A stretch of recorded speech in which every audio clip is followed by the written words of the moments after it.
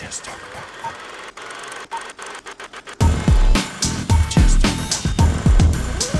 didn't get started with Funimation specifically. For those of you who don't know, most of you probably do if you're here to see me, but Funimation is the production company that has produced all of the anime shows that I have been in. And they're located in Dallas, Texas. And I started working for them when I was 17 years old. So I was still in high school. My talent agent set up an audition for me over at the studio and auditioned for my first show there, and the rest is history. So any of you guys who might be interested in getting into acting or voice acting specifically, my biggest piece of advice would just be to sign up for acting classes. And they don't need to be classes that are specifically for voiceover. I've never taken any voiceover lessons specifically. You can sign up for like a theater camp. You can do classes that are acting for film. You can do improv classes or join like an improv club. All of those skills are super useful because at the end of the day, an actor is an actor.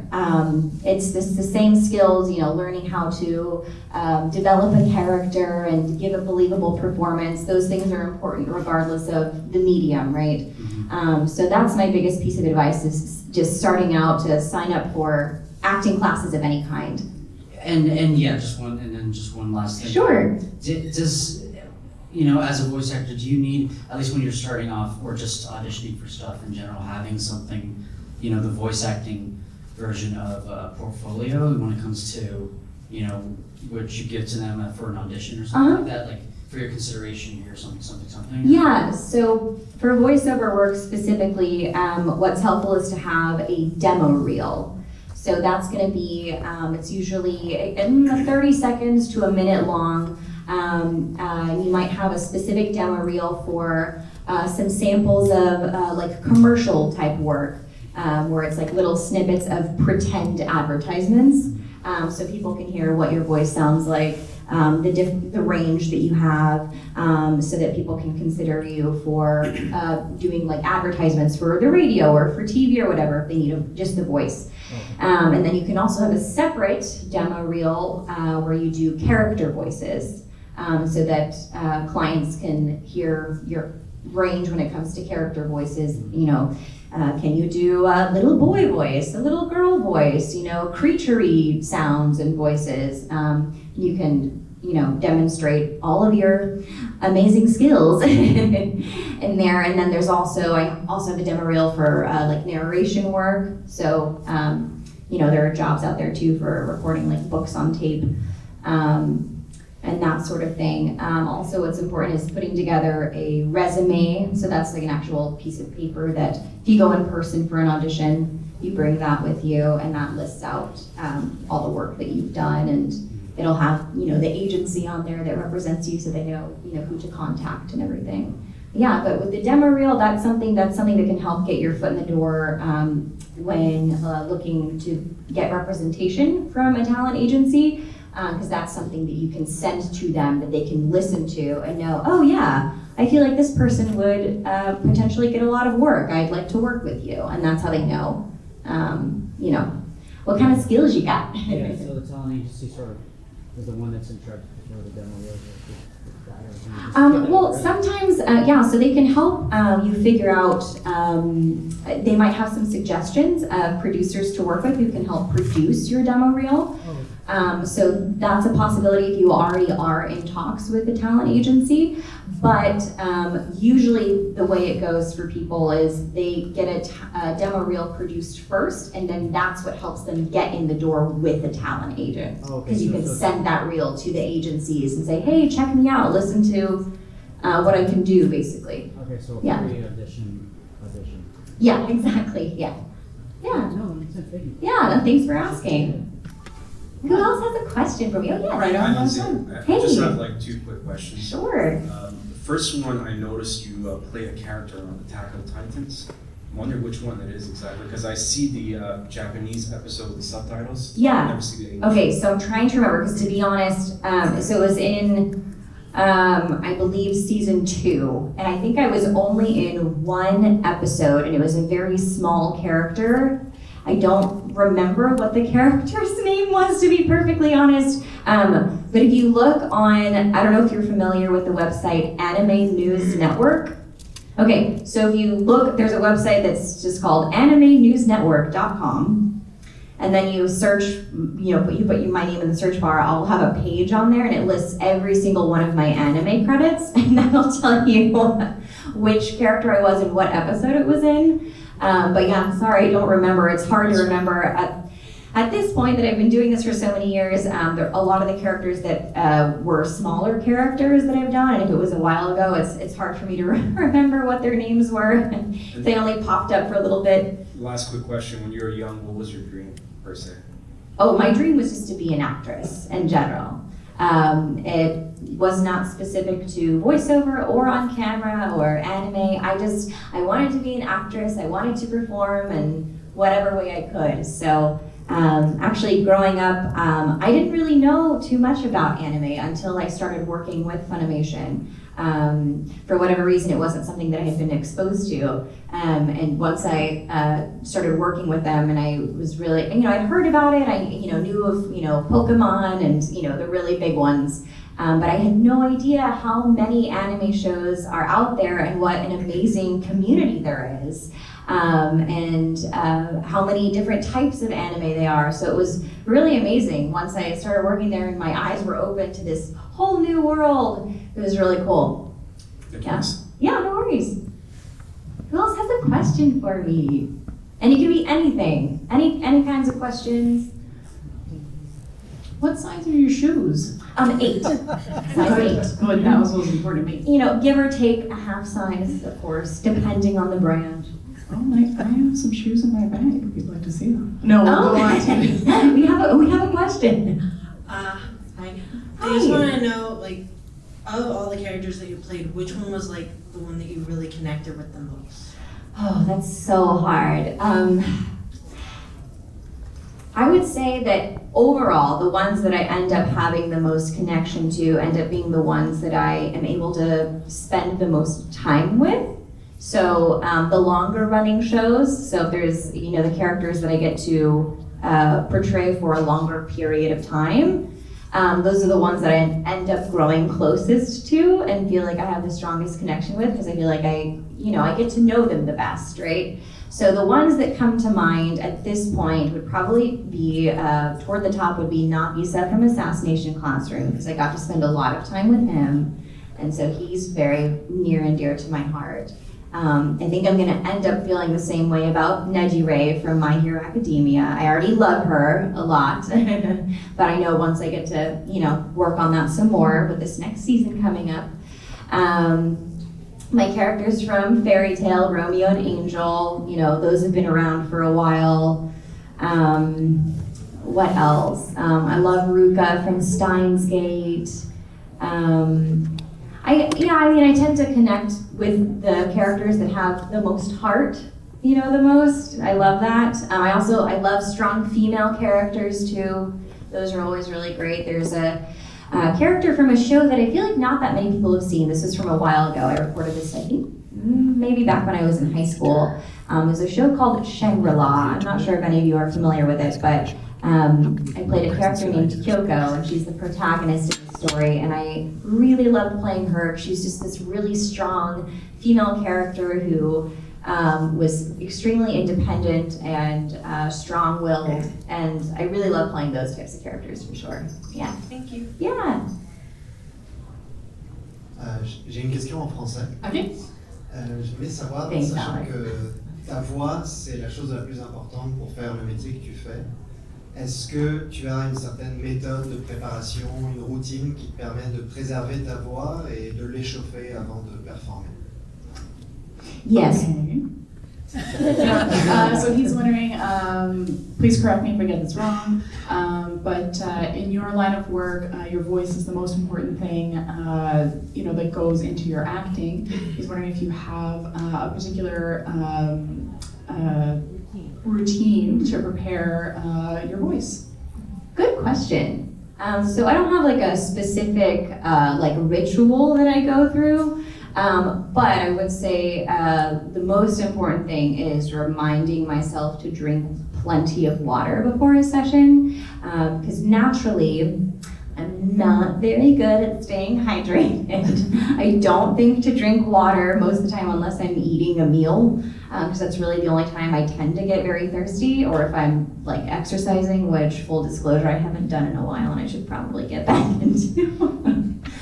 Anyway, veering off topic. So I try to make a point of starting maybe like a couple of hours before I have a recording session. Basically, I just start chugging water to make sure that I'm really getting those vocal cords and my throat lubricated.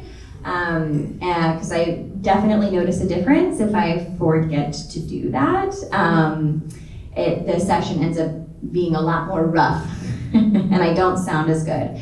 And you can kind of hear there's like a frogginess in my throat if I don't do that. So that's important. There are also, like it helps maybe sometimes to suck on like a lozenge beforehand. That can help kind of lubricate things back there. What gets tricky is if I have a cold. Where's some wood? This is wood to knock on. I haven't gotten a cold in a while. Hopefully I will not get one anytime soon. But things get tricky if I get a cold and I'm congested. But what helps me a lot in those times is something called a neti pot. Is anyone familiar with the neti pot? Oh, I've neti potted. Yeah, it's like, it looks like a little teapot, and the spout goes, connects to your nostril, and you put warm salt water in it, and you put one spout, sorry, is this gross?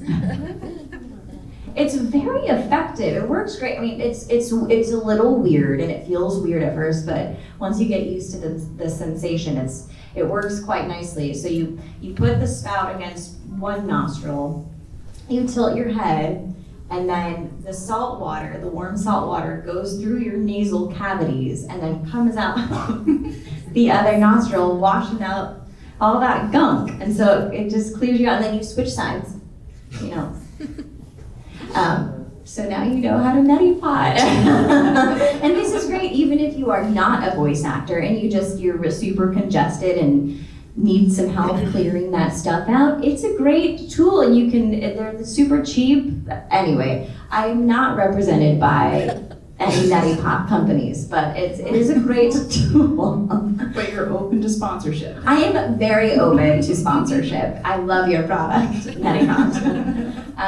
But yeah, other than that, it also helps, like, sometimes I'll sing like along to songs on the radio on my way over to a recording session, and that kind of helps loosen things up too. I don't do any like specific, like vocal exercises, or, some people do like the whole like, like various vocal exercises that I never learned how to do, but probably are helpful, and maybe I should look into it. But yeah. Thank you. Yeah, no worries. Thanks for asking a question. Cool. We got another We've got another one. If you need to, hi. Hi. If you need to represent anger or sadness or a specific emotion, how do you manage to get there while in the booth with everything deep? That's a great question, and this is something that I feel like does pose a unique challenge when it comes to voiceover versus maybe acting on a stage or acting in front of a camera for film, because when it comes to theater or film work, you get to work with another actor, or actors. You're in the scene, and so it makes it a lot easier to really put yourself there, and that really helps you get into the moment and really feel what's going on. And so that it is trickier when it comes to voiceover, because you're in this booth by yourself. You've got a microphone right in front of your face like this. When it comes to dubbing work, you'll have two screens in front of you. The one on the left will have the script. The one on the right will have the show playing, because, as you all know, the show's already been made in Japanese, so it's already been animated. So you have to watch the mouth movements as you're reading the script at the same time. You have to kind of develop split vision to match what we call flaps of the mouth, so that it matches up. And so then when you bring in that technical aspect as well, it makes it a little more, not a little, a lot more challenging to then make sure you're also giving a believable performance that you really feel, you know, you're in the moment of the scene and everything. And it's something that just comes with practice.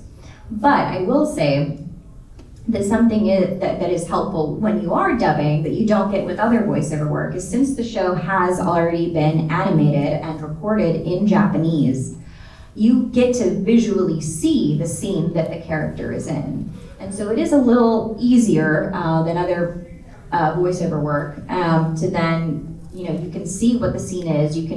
What I do is I put myself right in there and I just imagine that I am that character, I am in that moment, I am in that scene. I pretend that whatever character it is that my character is talking to, I pretend they really are right in front of me and I'm talking to them.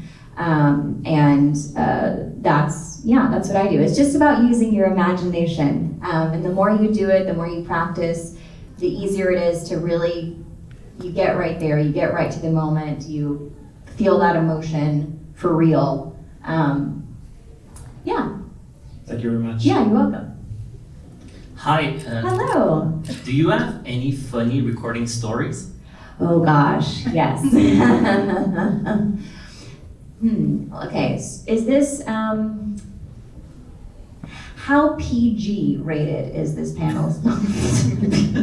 I don't want there's to I think some, we cover like yeah. one person's So ears. I might not, let me back up.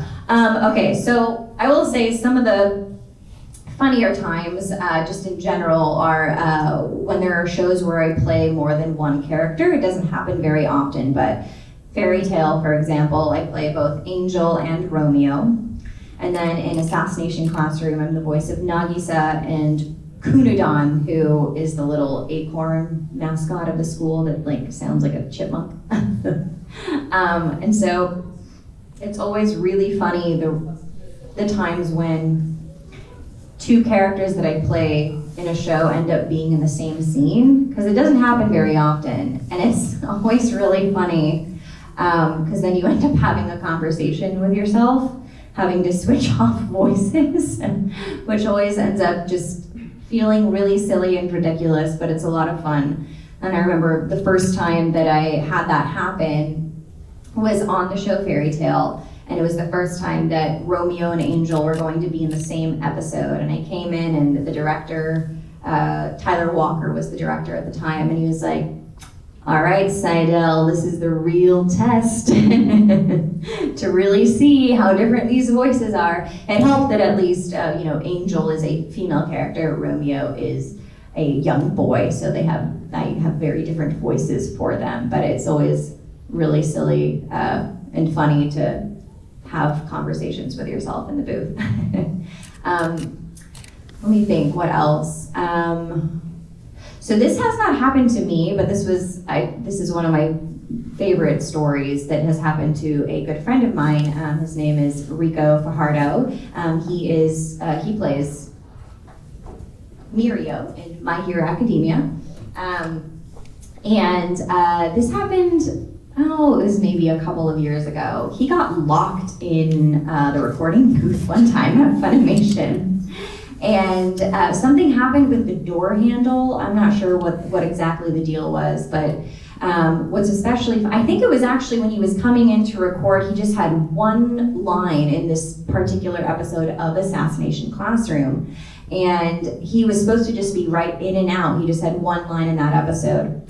He tried to come out of the booth, and this is what it was. The door handle came off. The door handle came off, and I believe something that happened when it came off then made it such that the people on the outside also couldn't open the door.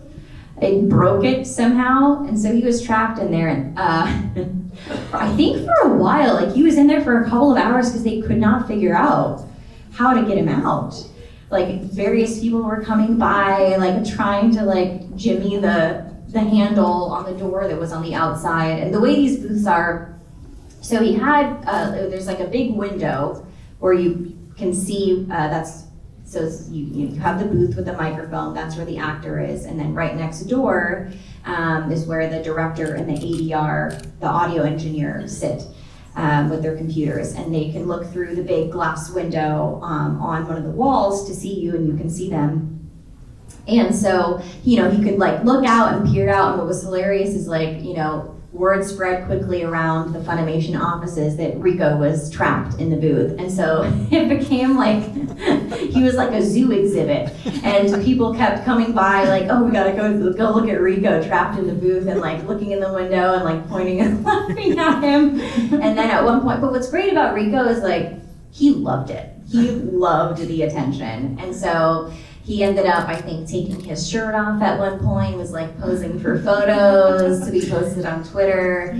Eventually they got him out. I'm not sure how, but it was pretty funny, yeah.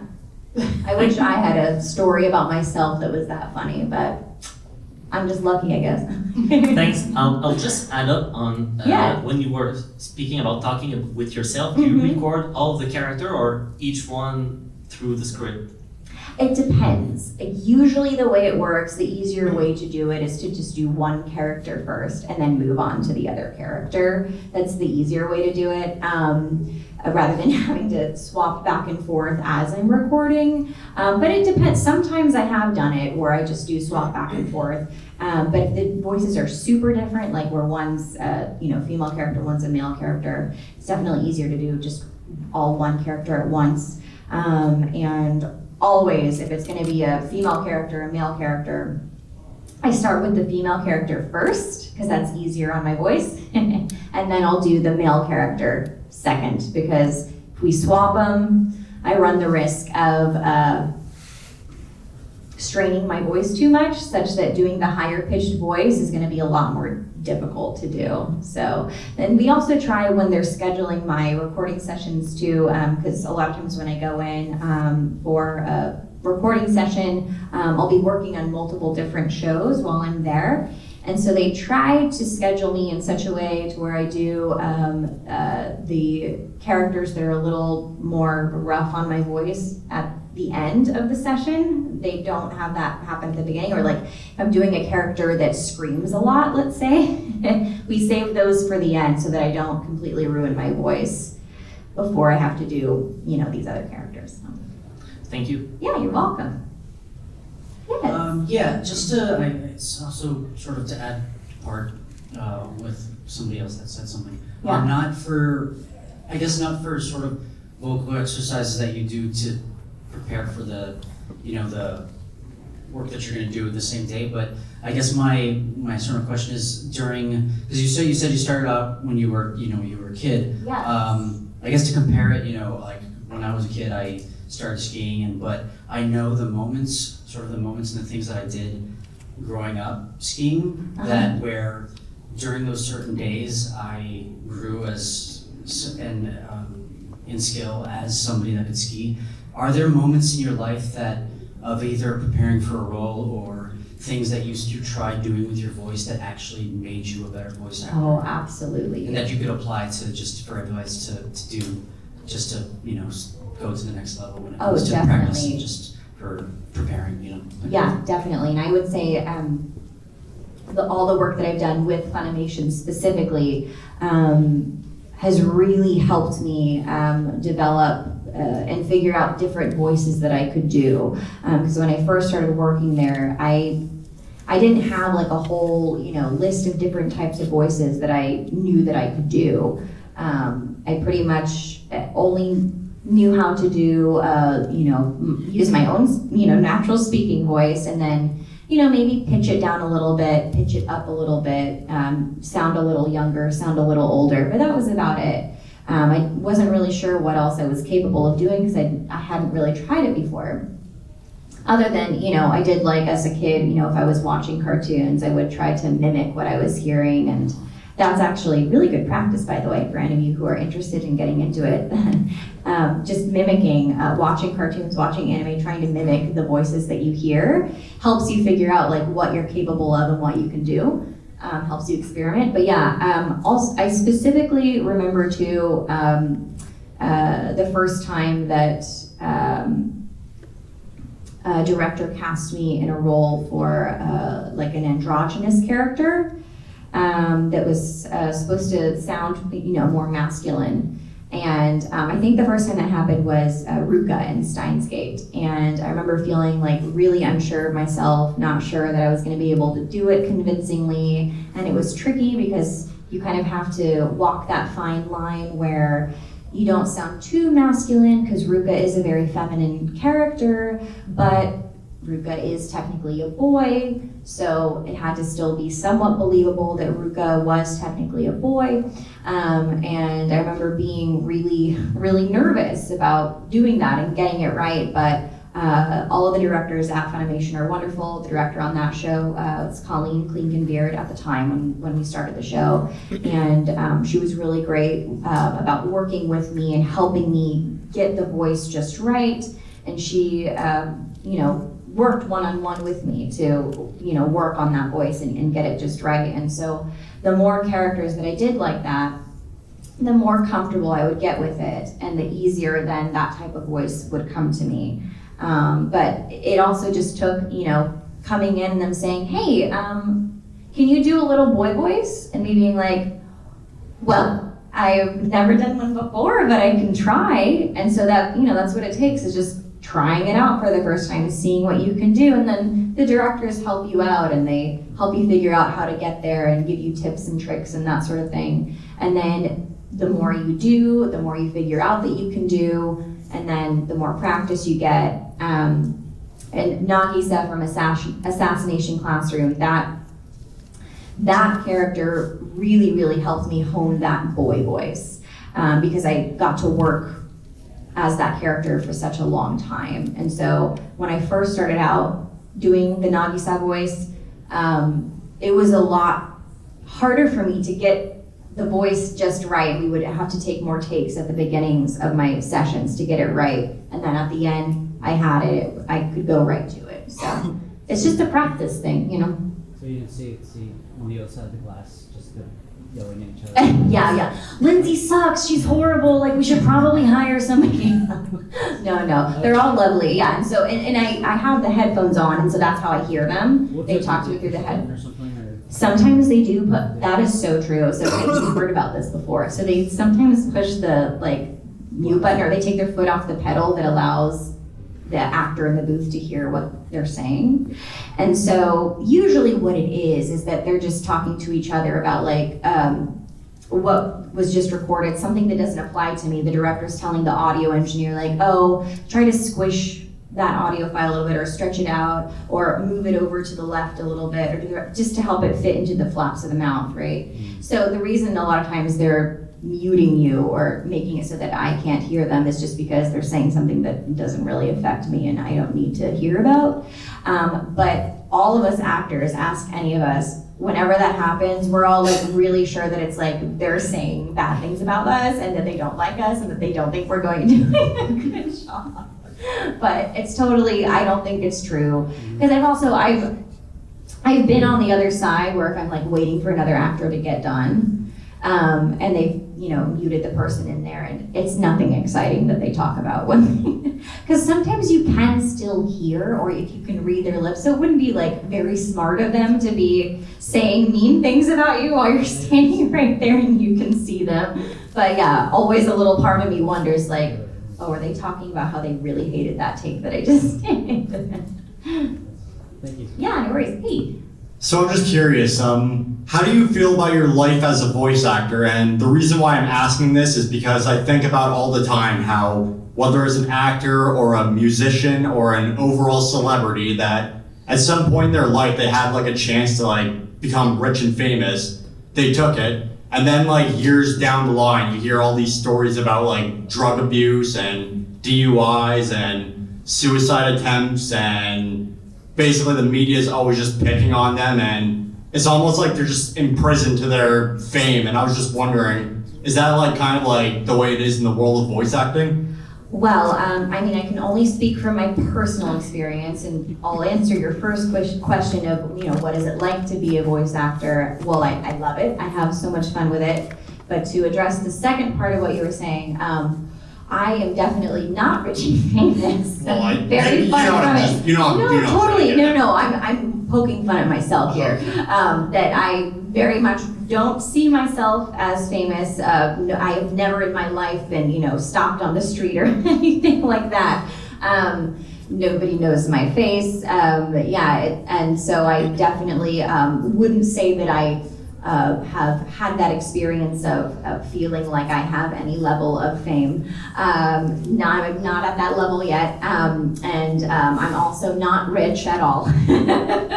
Wish I was, maybe someday, you never know, but unfortunately, generally speaking, voice actors, especially for anime, we don't get paid super well, not as much as you might think, unfortunately. And I think also those of us who are mostly known for our voiceover roles, what helps is that people, for the most part, don't really know what we look like, right? Because it's not our faces that are being shown in the shows. And so we don't have to deal with those struggles of getting recognized and people harassing us in public and that sort of thing. So I think that helps when it comes to those struggles that maybe other actors have who are more known for their on-camera roles. I think sometimes that's what gets to them is maybe, not feeling like they can live a private life anymore. Definitely not, definitely not. Not at that level at all. But yeah, no, good question. I mean, and I think in general, I think there are other voice actors that are a lot more well-known than I am that maybe struggle with that a little bit more than I do, and have more of a public presence than I do. And I would guess what helps them is, therapy. Therapy's a great thing. I think therapy's great for like everybody anyway, right? Meditation works for a lot of people. But yeah, just trying to, I think, keep your private life private, that kind of thing. But I'm personally not at that level yet, so I don't really know. But yeah, I'm lucky enough that I still, I get to work in this industry and do what I love, but nobody stops me on the street, so. Thank you. Yeah. I have three questions for you. Sure. The first one is, what does your schedule look like? Like for say if you had 2 jobs, can you do that? Like if you wanted to be a nurse, can you do both, or is it hard for you to do that? That's a great question. Most people who are voice actors with Funimation, most of them, that's not all they do. Because if that was all you did, you wouldn't make nearly enough money to pay rent and feed yourself. So I do acting full-time, and the reason I'm able to make it work is because I'll do voiceover work for Funimation, but then I also do commercials and I do on-camera projects. And it also helps that I have a spouse who has a regular person job. So there's a little bit more of a steady paycheck there. But there are a lot of people who are voice actors with Funimation who have other jobs that have flexible hours. Like a lot of them, I think, do like real estate. Like they're real estate agents, because I think real estate agents, for the most part, can kind of set their own hours and, make appointments with clients as they see fit. And some of them are also acting teachers. And so, maybe they'll teach classes in the evening time and then only have their recording sessions scheduled, during the day, that kind of thing. But yeah, it would be really difficult. I don't think I know of anybody who is a voice actor for Funimation who also has a full-time job, such as a nurse, like you said, or, a financial analyst. The only people who I know who do voice work with Funimation who do technically have a full-time job are people who also work for Funimation full-time, like Aaron Dismuke, who's also here. He works full-time for Funimation as a writer as well. So he'll write the scripts for a lot of the shows. He'll take the translations and then write the actual, dialogue based on the translations. And there are a couple of people like that who, that helps obviously. If you have a full-time job with Funimation, they are, you know, a little more forgiving when you have to step out to go do a quick little recording session. Yeah, but that's a great question. And my other question was, how long do you have to record? How long does it take? So it really depends, and the way that they determine how long you need to be scheduled for a given recording session. It's usually they try to do, it's like one episode at a time. And with the simuldubs, where we, you know, release one episode a week, that means there's one episode a week to record for a given show. And so the amount of time that it's going to take is just dependent on how many lines your character has for that episode. And so they have a special, you know, algorithm that they use that's based on the line count that your character has for that episode. And so, well, and it's not just lines, it's also reactions. So, you know, the noises that the character makes to accompany all the facial expressions that, you know, is token quality of anime. And so they count those separately, because obviously it doesn't take as long to go as it does to say a sentence and to get that right. And so they'll take, you know, how many reactions there are, and then how many actual lines there are, and then they plug that into their algorithm, and then that tells them how much time on average it should take, and then they'll book you for that amount of time. But I would say on average, if let's say I'm a main character in a show, for one episode, I would say usually they book you for 2 or 3 hours is about average. But sometimes if your character is really like, they're the main ones talking in that show, and they're just really very talkative in that episode, it could be as long as a 4 or 5 hour session. It really depends. What's that? Yeah, exactly. Like, I'm sure he's had episodes where, you know, he's had to be booked for 4 or 5 hours, and even though it's just one episode that he's recording for, yeah, definitely. And it also depends on if the lines are what we call on camera, where you can see the character talking and you can see the mouth moving, because that is going to take longer to get it to fit to the flaps. Whereas, you know, if it's a line that where the mouth is not shown, because a lot of times in anime, it's like, you know, you'll only see, it's a close-up on their eyes while they're talking, or they're far enough away that there's no flaps on the mouth, or it's, you know, a close-up on something else in the scene while your character is talking. Those lines are not as, you know, difficult, don't take as long to get right, because you don't have to match it to the flaps of the mouth. So I think they also take that into account, how many of those types of lines you have. Or if your character wears a mask, then that's great. You don't have any flaps to match at all. So, for example, in Assassination Classroom, Sunny Straight, who plays Koro Sensei, he never really had to match any flaps. Not that his character wears a mask, but Koro Sensei, you know, he's just smiling, and it's, you know, he's talking, but the mouth doesn't move along with what he's saying. So his sessions got to go a lot faster. So it's always kind of nice when you get those, because it doesn't take as long.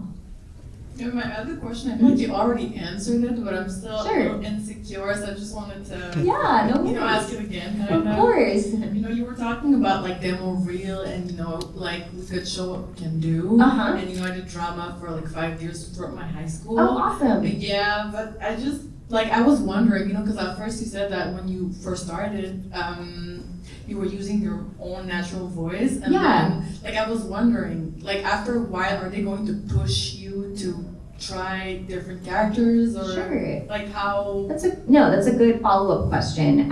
So when you are first starting out, it's best to just do what you already feel comfortable with when it comes to what you're putting out in your demo reel.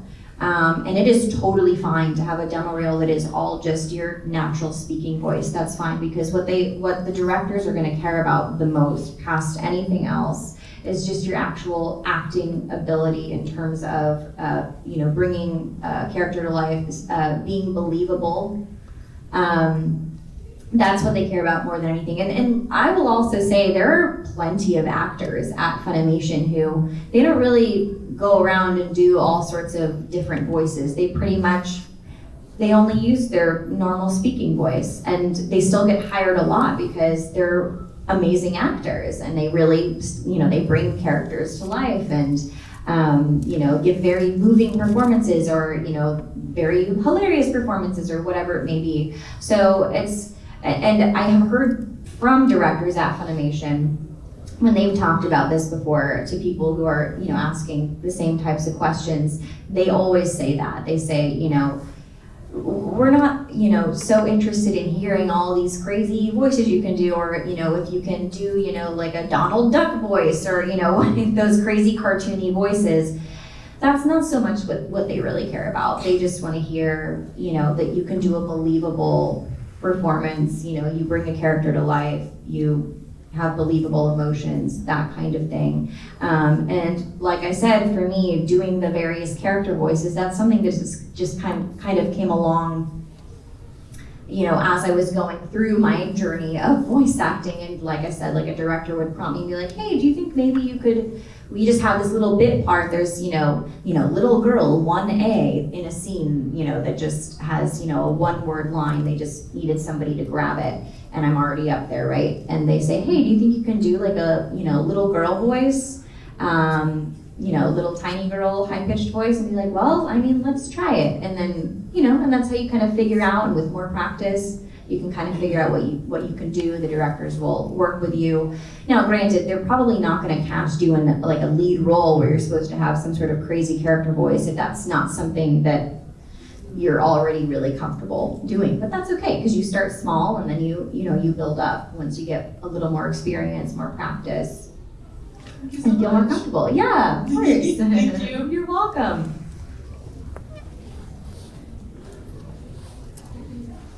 Hello, Lindsay. Hello, Jessie. My question is, because you spend so many hours like entangled in these different worlds, does it ever bleed into your real life in unexpected ways, like in your mannerisms, in your dreams, anything like that? Yeah, that's a great question.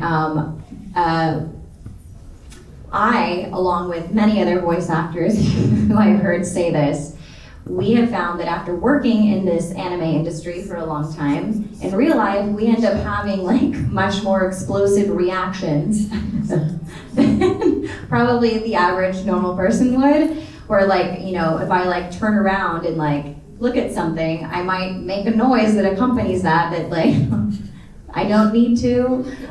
Most people wouldn't do. And so I hear stories all the time from other voice actors too, who are, also do like a lot of work on stage and in theater, or the director for whatever theater show they're in.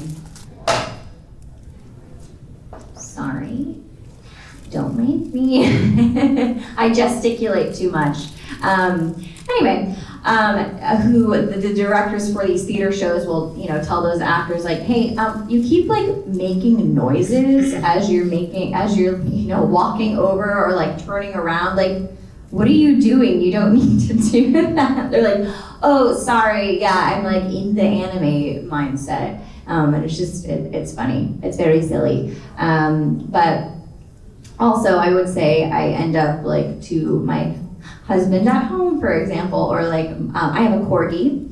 His name is Ajax, and he's super cute. And I end up, I don't think I really ever talk to my dog in my normal speaking voice. I always will use some sort of ridiculous, high-pitched, cartoony voice when talking to him. And it's pretty much all he responds to as well. Like, he doesn't think I'm talking to him unless I use one of those voices. But also with my husband, I, a lot of the time, just talk to him in ridiculous voices. So yeah, it definitely bleeds into my real life. Probably in embarrassing ways. I have one more question. Yeah. Kind of on that same thread. So then when you're watching any sort of animated show, does your years of professional experience change the way that you consume media? Like, does it take you out of it because you're noticing things that the actors are doing? Or? Yes, definitely. Definitely. Actually, it's rare. I don't know that it really ever happens for me anymore. If I'm watching a movie or a TV show, or frankly, even a commercial, that I'm not thinking about the acting process that's going on. And it's usually because I'm like so in awe and have, you know, such admiration for the amazing job that the actors are doing. And I like to take note and be like, oh, that's a really interesting choice that they made to, you know, say this line this way, or, you know, the little subtleties that they'll add in. I love seeing the really subtle stuff too. And I can't help but take note of that. And then, you know, sometimes even like for commercial stuff, if I hear like an ad on the radio that I think was especially good, like the voice actor did an especially good job, I'll make a note of it and like, okay, like this advertisement for, I don't know, you know, Cheez-Its, car parts, whatever it was. You know, they did a great job, like, you know, doing this advertisement. And so I'll make a note of it and then I'll try to find the commercial later, like on YouTube or something. And I'll use it as inspiration then when I have like an audition for a commercial. And I'm like, yeah, I liked the vibe, the energy that whoever this actor was brought to this commercial that they did. I want to use that as inspiration. Yeah. Well, before, You want to use mine? I think everybody. Yeah, you got it. I probably didn't even need to use the microphone. Oh, before we wrap up, I just want to know, is there, you kind of touched on this before earlier, but is there a character that, you know, specifically had to go through a lot of different iterations before you landed on being voice? And could you tell us a little bit about that process of development? Yeah, definitely one of them, the one that immediately comes to mind, is Nagisa from Assassination Classroom. And part of that was because, so Joel McDonald, he was the one who directed the first season. And he wasn't sure at first how close he wanted the English voice to be to the Japanese voice for that character. Because it's up to the director, really, you know, what direction they want to go in with your voice and how they want the character to sound. So just a side note, if any of you guys ever get annoyed with how a certain actor portrayed a character, it's not, the actor's not to blame, it's the director, okay? they have, it's their call how they want things and how they want the character to be portrayed and what kind of voice they want. But anyway, back to your question. He wasn't sure, so in the Japanese version, the actress who is the voice of Nagisa, she had, you know, a somewhat of a lower voice than you'd normally hear for like a typical female character, but it wasn't super boyish to where it had like a raspy quality and that kind of thing. And so we experimented with it a little bit because Joel was like, you know, I don't know, I'm thinking I maybe want you to boy it up a little more than they're doing it in the Japanese and have it sound more convincingly like an actual boy, even though obviously he does have a lot of feminine qualities and people mistake him for a girl. That's, you know, a whole plot line. But yeah, we played around with it. And so we would do the first line that was in that very first episode that Nagisa said. I don't remember what it was, but I said it, gosh, probably maybe 10 different times. And he would each time be like, okay, now try it. I want the voice to sound a little more smooth. Okay, now actually give it a little more rasp. Okay, pitch it up a little bit. Okay, now I want to hear what would it sound like if you made it sound as boyish as you can. And he played around with it until he heard what he thought was the best fit for it. And then that's what we went with. And then going forward, it took, frankly, several episodes before I could just go right to it and I knew exactly what the voice was. He'd always have to play a reference for me of what I had done the last episode we'd recorded, to listen and be like, okay, so that's where my voice was. And then I try to match it. Sometimes it'd take a couple of tries to, again, match it just right. But then by the time we got to the second season, I knew who Nagisa was, I knew what his voice sounded like, and I could just bring it right up. Yeah. All right, well that brings us to the end of this panel. And gros merci à Lindsay Seidel. It was a pleasure having you. Thank you so much. Thank you guys for coming to see me. And I'm going to be